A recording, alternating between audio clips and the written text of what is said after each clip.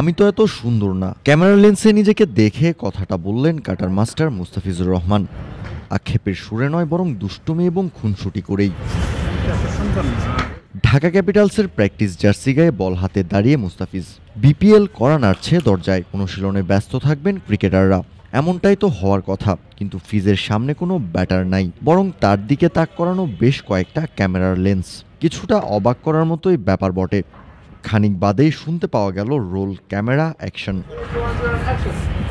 আর ফিজো রানাপের মতো করে হেঁটে এসে একটা টেক দিলেন। এখানেই শেষ হতে পারত, কিন্তু না।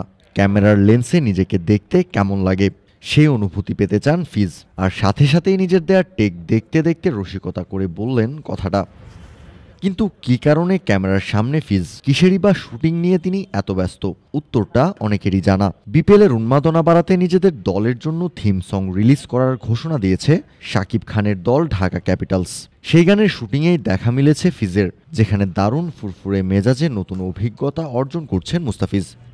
এই একজনকে সালাম দিচ্ছেন তো অন্যদিকে অদ্ভুতভাবে দাঁড়িয়ে নিজের উচ্চতা কমিয়ে ফেলছেন। সেটাও করছেন সিনেমাটোগ্রাফারের সাথে দুষ্টুমির ছলে। কিন্তু শুটিংয়ের জন্য আবার সব রেডি হয়ে গেলেই সিরিয়াস হয়ে যান ফিজ। যেন সাকিবের দলে খেলতে গিয়ে ক্রিকেটের পর এবার অভিনয়েও নিজের পরিপক্কতা আনতে মরিয়া এই পেসার। একমাত্র ওয়ালটন এসি দিচ্ছে 1 বছরের রিপ্লেসমেন্ট গ্যারান্টি। শুধু ফিজ নন, ঢাকা ক্যাপিটালসের থিম সঙের জন্য অনুশীলনের ফাঁকে শুটিং শেষ করেছেন সাব্বির রহমান, লিটন দাসরাও। ফিজ যেমন বল হাতে পোজ দিয়েছেন, তেমনি সাব্বির, লিটনরা পোজ দিয়েছেন ব্যাট হাতে। সাব্বিরকে নিয়ে লম্বা সময় চলেছে শুটিং। শুটের শেষে মুস্তাফিজ, সাব্বির, লিটন সবাই মিটিয়েছেন ভক্তদের ছবি তোলার আবদার। মুস্তাফিজ, সাব্বিরদের সাথে ছবি তুলতে পেরে আনন্দে আত্মহারা হয়েছে শুটিং টিমের সদস্যরা।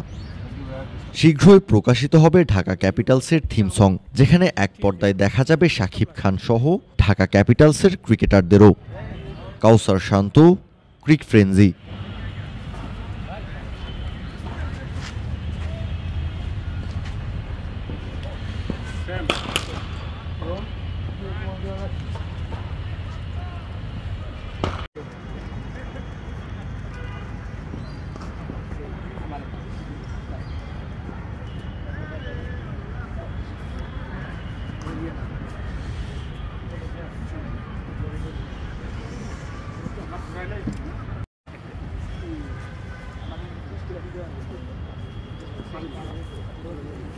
কোন ক্যামেরা রে ভাই?